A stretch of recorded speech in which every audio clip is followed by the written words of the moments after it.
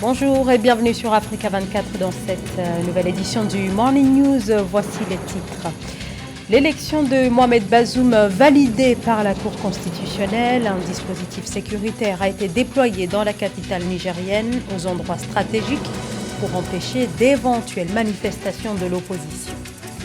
Un appel au dialogue lancé en Centrafrique par le chef de l'État Faustin Archange Touadéra, des consultations nationales dans un contexte de tension afin de recueillir l'avis et les recommandations des populations.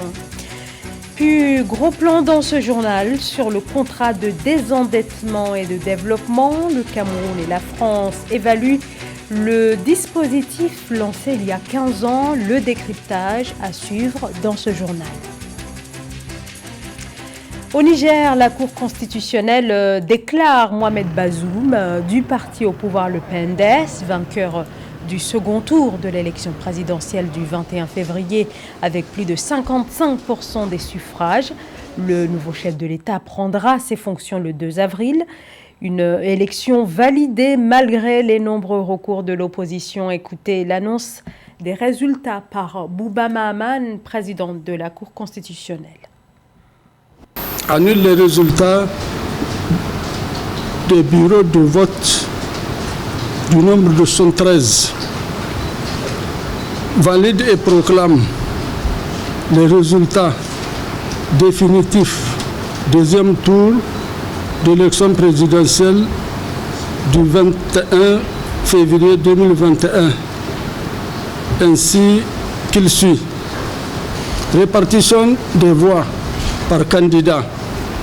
Mohamed Bazoum, 2 490 049, 55,66%.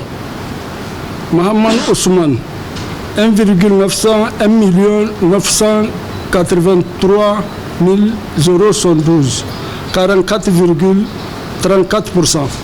Constate que le candidat Mohamed Bazoum a obtenu le plus grand nombre de voix.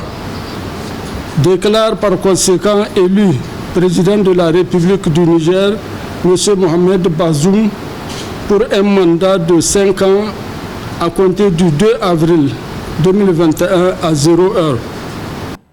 De son côté, Maman Ousmane conteste toujours les résultats de l'élection présidentielle du 21 février, remportée officiellement donc par le candidat du pouvoir en place. Maman Ousmane revendique la victoire avec plus de 50% des voix. Sur place, Niamey, la capitale, est sécurisée pour éviter les manifestations de l'opposition. Reportage de notre correspondant au Niger, Sadou Alizé Mokhtar. Risque de troubles à l'ordre public et urgence sanitaire sont les motifs invoqués par les autorités de la ville de Niamey pour interdire la manifestation programmée par la coalition des partis membres de l'opposition politique ce 20 mars 2021.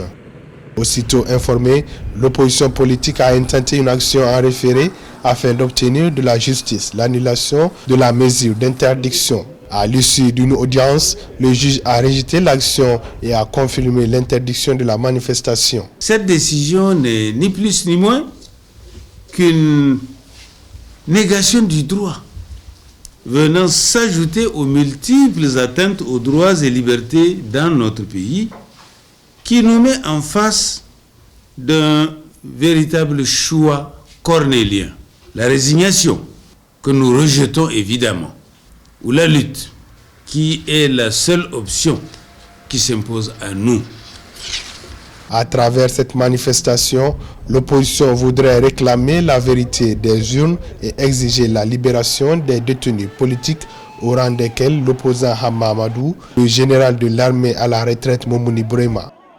Avec d'autres personnes, ils ont été interpellés puis placés sous mandat de dépôt au lendemain des émeutes qui ont suivi la proclamation par la CENI des résultats provisoires du second tour de la présidentielle. L'heure est grave. Vous conviendrez avec moi que l'état de droit, la démocratie et la République sont en danger au Niger. Je mesure et salue votre engagement, votre détermination et vous invite à rester mobilisés à défendre notre victoire en attendant sa confirmation par la Cour constitutionnelle. Pour rappel, l'opposition conteste les résultats provisoires de l'élection présidentielle du 21 février 2021 donnant Mohamed Bazoum du parti au pouvoir vainqueur. La coalition de l'opposition assure que c'est son candidat Mahaman Ousmane du Renouveau démocratique et républicain RDR Tchengi qui a remporté le second tour de la présidentielle. En Algérie, le président Abdelmajid Tebboune ordonne la fermeture des comptes commerciaux en Algérie à Algérie Post, décision actée dans un contexte marqué par une crise de liquidité qui perdure dans le pays. La présidence, et à titre exceptionnel, autorise cependant l'ouverture de comptes commerciaux par les commerçants qui résident au sud du pays, des zones qui ne disposent pas d'agences bancaires, précise le communiqué du président de la République, Abdelmajid Tebboune. Vers l'organisation en Centrafrique de consultations nationales qui devrait s'ouvrir dans les prochains jours, a indiqué le président Faustin Archange Touadéra, réélu il y a quelques mois à la suite d'élections marquées par des offensives rebelles. Un appel au dialogue du président qui a exclu et à plusieurs reprises tout dialogue avec les groupes armés. Marie-Raphaël Antolo. Le président centrafricain Faustin Archange Touadéra annonce l'organisation d'un dialogue républicain. Annoncé le 18 mars 2021, ce dialogue doit consolider la paix, la stabilité politique, la gouvernance inclusive et démocratique du pays. Par ailleurs, ce dialogue se tiendra en présence des partis politiques, sociétés civiles, plateformes religieuses, mais également avec les chefs d'État de la région qui seront invités à titre d'observateurs. L'organisation d'un dialogue national inclusif en Centrafrique est une recommandation du système des Nations Unies et de la communauté des chefs d'État d'Afrique centrale. On se rappelle bien qu'à la sortie des dernières élections présidentielles, le président Archange Faustin Touadéra est sorti fortement affaibli avec l'effritement d'une majorité en tant que telle. Donc l'organisation de ce dialogue national inclusif vise deux objectifs essentiels: avoir une majorité dans le cadre d'une coalition qui va diriger la Centrafrique pour les 5 prochaines années, d'une part, et d'autre part, remettre en cause les accords de paix qui ont été signés avec certains groupes armés. Le chef de l'État a récemment été réélu à son poste lors d'élections générales marquées par des offensives rebelles dans plusieurs villes du pays. Une réélection qui n'avait pas été acceptée par la coalition des candidats de l'opposition qui avait qualifié le vote de mascarade. Ainsi, la tenue de ce dialogue avec toutes les parties concernées contribuera à rétablir la paix fragilisée du pays. Ce dialogue national peut être alors une stratégie pour Archange Faustin de pouvoir gagner du temps en vue d'effriter cette opposition de plus en plus armée. Il commence à être contrarié par les difficultés de financement des groupes et des troupes sur le terrain. Soulignant que le dit dialogue sera précédé de concertations nationales destinées à décrisper la crise sécuritaire et à créer une atmosphère de tolérance entre les partis politiques et sociétés civiles. Aucune date n'a encore été arrêtée pour ce dialogue. Cependant, certaines sources proches de la présidence annonce sa tenue au mois de mai. Le Cameroun et la France évaluent le contrat de désendettement et de développement. Le Cameroun, qui depuis 2006, année de l'entrée en vigueur du premier contrat de désendettement et de développement avec la France, a obtenu des remises de dettes qui se chiffrent à près de 700 milliards de francs CFA. Philomène Tine. Le Cameroun pourrait faire face à des tensions de trésorerie dès la fin de l'année 2021 dans le cadre du contrat de désendettement et de développement C2D dont bénéficie le pays. À noter que le Trésor camerounais bénéficie chaque année de dons mobilisés pour rembourser la dette du pays vis-à-vis de la France. En 2020, le compte bilatéral ouvert à cet effet dans les livres de la Banque centrale n'a pas enregistré de retour de subvention. L'intérêt de cette performance, c'était quoi? C'est que le Cameroun bénéficiait donc d'une remise substantielle de sa dette. Et à l'occasion, donc, la France a donc mis sur pied ce qu'il a appelé le contrat C2D. C'est-à-dire, pour le stock de la dette restante, au lieu de rembourser ça directement à la France, vous déposez ça dans un compte. Et un compte d'emploi de ces fonds devait conjointement être non seulement établi, mais en même temps, l'exécution et le suivi de ce compte devait se faire de façon paritaire. Voilà donc la naissance du contrat C2D. Dans le but de résorber ce déficit de trésorerie auquel pourrait être confrontée l'exécution du C2D, le ministère des Finances du Cameroun recommande au comité technique de proposer des solutions urgentes incluant l'hypothèse d'un financement par le Trésor public des opérations programmées, même de façon partielle. Toutefois, cette mesure conduira le pays à recourir fortement au service de la dette. L'année dernière, en 2020, le Cameroun n'a pas exporté grand-chose. Comme tous les autres pays, l'économie mondiale était atrophiée. Vraiment, le plus urgent, ça sera de payer les salaires, payer les frais de mission, payer les pensions et le reste maintenant, on va venir. Et voilà ce qui peut justifier le fait qu'on ait pu avoir quelques soucis avec le compte bilatéral C2D ouvert dans les livres de la Banque des États de l'Afrique centrale. Le contrat de désendettement et de développement C2D est un outil qui permet de reconvertir la dette de certains pays. En 2020, le gouvernement camerounais a décaissé une enveloppe globale de 71,9 milliards de francs CFA pour le financement des projets et programmes du C2D. L'accès à l'électricité en Côte d'Ivoire, les autorités se disent satisfaites du programme Électricité pour tous. Des progrès en effet, mais loin d'être suffisants car une bonne partie de la population ivoirienne n'a toujours pas accès à l'électricité. Angelo Meignour. Le gouvernement ivoirien se dit satisfait du fonds pour le programme Électricité pour tous.